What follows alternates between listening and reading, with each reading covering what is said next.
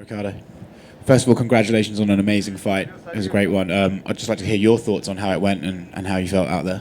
I felt a little off, but big props to my opponent. He really brought the fight to me, which is something I didn't really expect. I didn't know if he was going to have kind of, some nervous jitters, especially taking the fight on short notice. He took a big step up in competition, but he performed really well, and it was fun, man. It was a fun fight. We were sitting there belting each other, and it turned out to be a good time. A lot better than the last fight that I had lined up would have been. Yeah, you looked like you're having fun out there. You guys were kind of going back and forth in the cage. And, Yeah. He hit you with a knee early did. on, and you sort of looked out of it. How hard were you hit? How bad were you hurt? It rocked me a little bit, but I was able to tell where I was. I was able to tell where he was, and I just knew that I just had to block a little bit, move out of the way. But he did well. He timed it well, and it hit me right on the button. Obviously, the big story is you said in your post-fight interview that you're considering retirement. You want to speak to your family first. I mean, you've had like about 30 minutes since the fight. Haven't spoken to them yet, no. But since my fight with Jason Knight, which was a few years back, I've kind of been contemplating I remember before that fight, I told my wife, I was like, if I have a good performance in this fight, and I might just call it a career. But the thing with this sport is you have a good performance and you have a win, and then you want another one, and then it becomes like an addiction, and you just keep chasing those victories. And obviously over this last year, I've had a lot of ups and downs. My last fight, I suffered the worst injury that I've had to date, fracturing my jaw in 2 places, had to have surgery. So just a lot of ups and downs in the last kind of year or two with my career.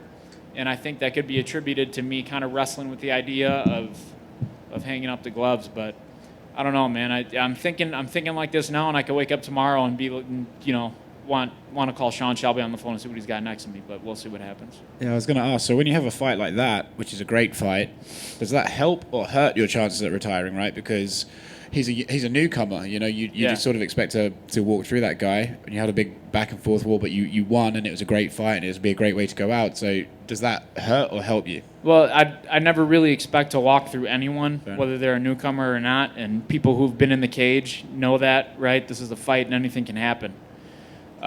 So I give respect to all my opponents, and I know that I'm a man, and I can get beaten on any night just like anybody can. So just because he was a newcomer doesn't mean it was going to be an easy fight.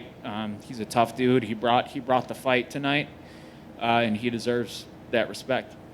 But to put it back into perspective, does a great back and forth fight, like a really fan-friendly fight, does that sway you one way or the other?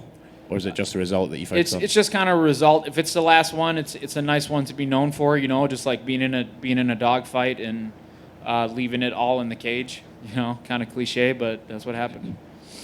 Do you have a time limit in your mind of when you want to make a decision, or are you just going to go home, relax, and just sort of let the decision come to you? I'm going to go home and relax. And I haven't seen my family in 3 weeks, so I want to get home to my kids and just relax. Cool, man. Congrats on the fight.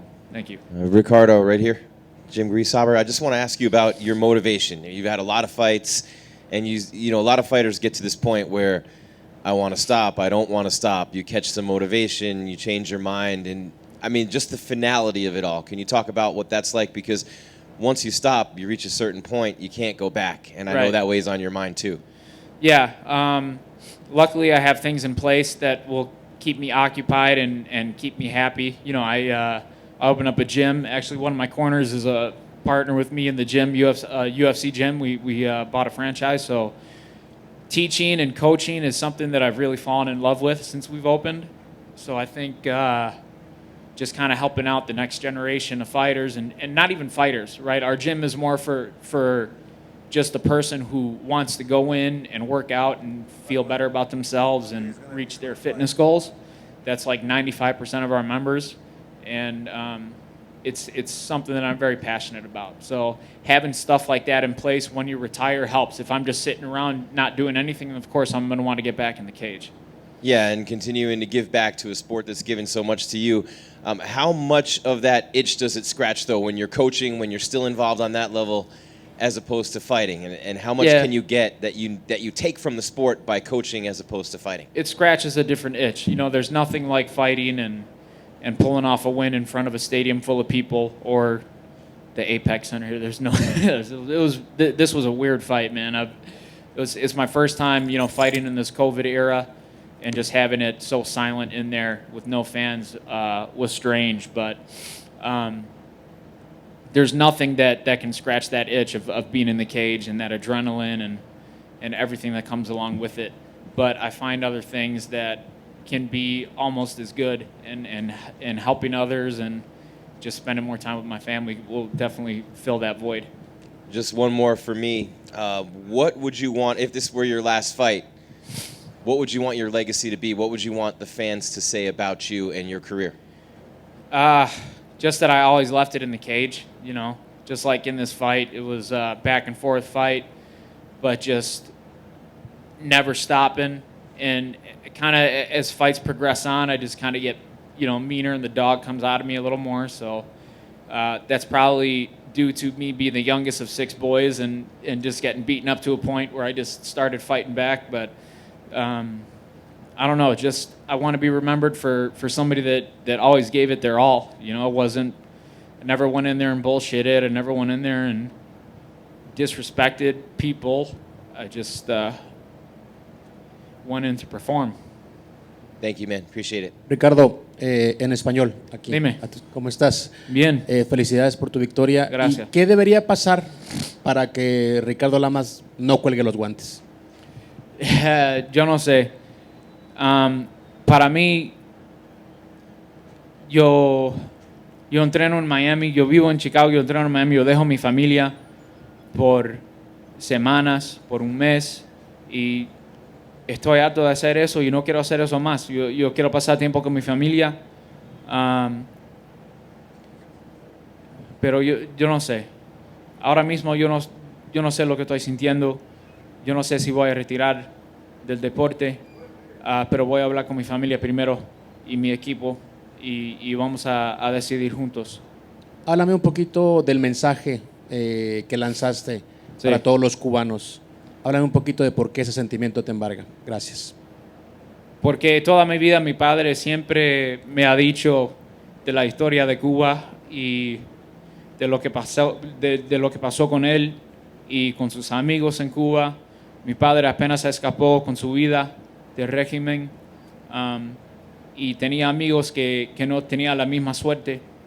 Un amigo de él fue fusilado por el gobierno cuando mi padre se escapó. Yo tuve tíos que fueron encarcelados en Cuba por 10 años. Y no, solo es algo importante para mi familia. Es algún día queremos ver a una Cuba libre. Ricardo, in the post-fight interview, you mentioned the struggles that the people of Cuba are having with the government. Yeah. Do you still have family there, and how personal is this to you? It's very personal. I just actually answered the question in Spanish, but pretty much my whole life growing up, my father was very involved in the underground against Fidel in Cuba, to the point where he barely escaped with his life from Cuba. And, you know, he had friends who weren't as fortunate. His second in command, when he left, my father was the president of his little underground group that would, you know, kind of protest against the government, speak out against the government. My father left in 21 days. His group was infiltrated by the government. His second in command, who was one of his best friends, took his place. And within 21 days, he was captured, judged, and sent to the firing squad. So that would have been my father if he would have stayed. So it hits home hard with us, and just something that's important to our family, something that I was raised with. How did he escape? He took refuge in the Brazilian embassy in Cuba, and he had to stay there for a while, and then was able to come to the United States, where he met up with one of his brothers who was living in Chicago at the time. And at the time, my uncle was a political prisoner in Cuba. He was a political prisoner for about 10 years, My father had an uncle who was a political prisoner for over 20 years. Did they both get out? Yes, they were both able to get out. Yeah. My uncle got out somehow back then they had to bring my father's mother to the U.S. and then she was able to ask for his release because she was here. So he was able to get out that way. What these stories that you hear from your father and your family on this? What does that instill in you and in the freedoms that you have that here? Dogfight in me. My dad. He's sorry. I get emotional when I talk about it, but he's the bravest person that I know.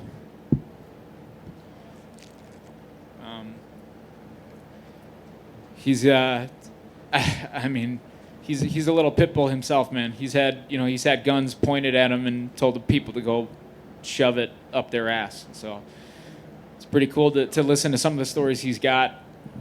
What does he say about your career in fighting? He at first he wasn't in support of it, but now he's like my number one fan. Congratulations. Thank you. Ricardo, interesting position at the end in the scramble. You kind of were working on a really nice back take and he had an arm in. Were you looking for anything in specific there? I was looking to beat his face in. I mean, I know I had his back and I had both of his arms tied up, and I just kept hearing my corners telling me to elbow and punch him.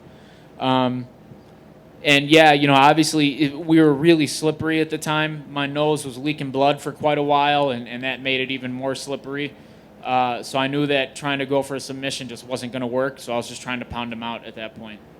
How did you feel about A, fighting with no crowd, and B, kind of maybe not having quite a full camp, which is, I guess, common nowadays, but how did those things affect your performance and what you were critical about? I'm just glad that the fight went through. There was a point there, we were like a week out from the fight, and then I found out that Ryan Hall had pulled out, and Sean Shelby did a great job and found me another opponent, so I'm really happy that Algeo stepped up to take it, and it was just a really great fight that he brought. I hope everybody else enjoyed it. Definitely. Last question for me. You see a trend with Jose Aldo and then with Frankie Edgar at the point where they're a veteran like you are saying, you know what, let's try something different. Is that any possibility to you? Any thoughts of bantamweight? No, for me, I don't think that's a possibility, man. Have you seen these guns? That's true. You don't have any extra body fat to lose. No, 145, I have to be extremely disciplined to make that weight. 135 would just be risking my health. So, I love this sport, but I don't want to risk any future years with my kids, where they'd have to change my diaper or something like that. Agreed 100%. Congratulations. Thank you. Just one for me to kind of bring it all together. As you now are in front of us talking about retirement, I'm sure it's making it more real in your head a little bit. So as you look back and you think about your career, are you happy with your career? Yeah. I barely had any fights when I signed in the WEC, when I signed with Zuffa. I grew up in the biggest organization that the sport has to offer. I fought for a world title. I fought in front of my home crowd. I won in front of my home crowd. I fought in Mexico, which was, I was able to meet family that I probably wouldn't have met had it not been for the UFC and having fought there. So, my career is just full of memories that I could look back on for the rest of my life. That's awesome. And one final one, not saying that you are retiring, but if this was the last one, is there any fight out there that at some point in your career you're like, I really wish that one would have happened? A few rematches here and there. Obviously, another crack at the title. I feel like when I fought Aldo, I just didn't perform well. wasn't really on that night. Was being too tentative. So if I can go back and redo that title fight, I think anybody would want to do that. Hey, just one quick one for me, Ricardo. Yeah. A decision to retire, will it be completely just individual, regardless of any circumstances, or will it kind of be dependent on what kind of fight the UFC would offer you after this too? Does that make a difference? Listen, if the UFC wants to offer me an awesome fight and offer me a shitload of more money, then I'm here to make money. But, I don't know. We'll see what happens. One more follow-up. You had said earlier that this fight played out a little better than what you may have gotten from the fight that you were expecting. Were you not excited to face Ryan Hall? Ryan Hall's just a tricky fighter, and he doesn't engage. He's very good at playing his game. And I've seen, he's got a lot of movement. He won't really exchange with his opponents. Bill Algeo wasn't afraid to get in there and mix it up and throw shots at each other. So I feel like with Ryan Hall, I just kind of would have been chasing him around the octagon and defending his Imanari role.